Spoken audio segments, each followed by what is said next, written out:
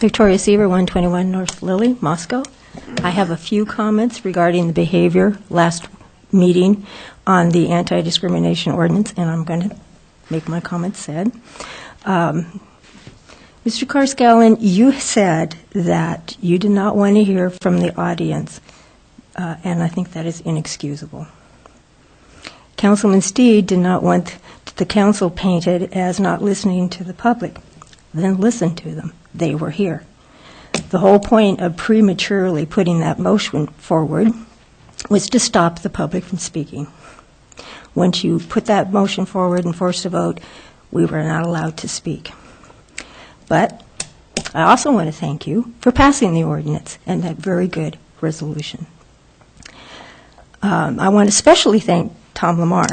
While you were debating whether to move forward with the motion, and some of you spoke, he was the only one who actually stated that he wanted to hear from the staff and the audience. And I wish you had all said that, but I think your implication was that you would have listened. I'm grateful that you did not all embroil in what I considered to have been posturing from this side of the table, and you're going to have to own that. I want to thank the mayor for her grit and rationality for trying to stop a premature vote. I'm glad you passed it with the vote, but you acted prematurely. I found it interesting that the citizen survey report said that 86 of the respondents have never attended a city council meeting, or only once, and I don't think you put out a very good welcome mat the last time to have people come. You are a team, and sometimes that's rocky, and you're diverse, but you're a team, and I want to see you to be the best well-functioning team possible for this city. You all support the ball fields, and I always hear how sports teaches kids to have good sportsmanship, good citizenship, builds character, teamwork. Everybody gets to play. And then that's supposed to translate into life situations. Wouldn't you think that you would want to come to this council and demonstrate to kids in the city your very best game in council? So no tricks and no exclusions. Thank you. Thank you, Victoria.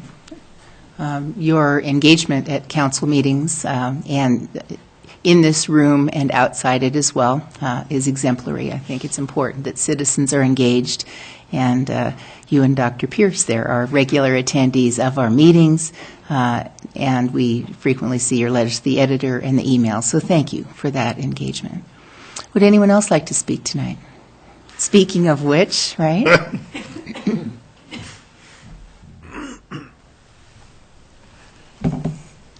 I should have been here last time, and I wasn't. I'm sorry I wasn't.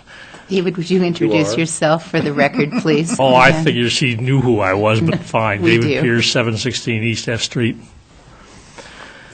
Ladies and gentlemen of the council, you goofed. Articles in the Daily News since the last council meeting have helped me to understand why you did not allow a public hearing on the anti-discrimination ordinance. The article on last Wednesday by Mr. Johnston is probably indicative of one type of testimony which would have been offered and offended some members of this community. No doubt there would have been testimony equally disturbing to others from precisely the opposite point of view. Discrimination, unfortunately, brings out the worst and the best in people.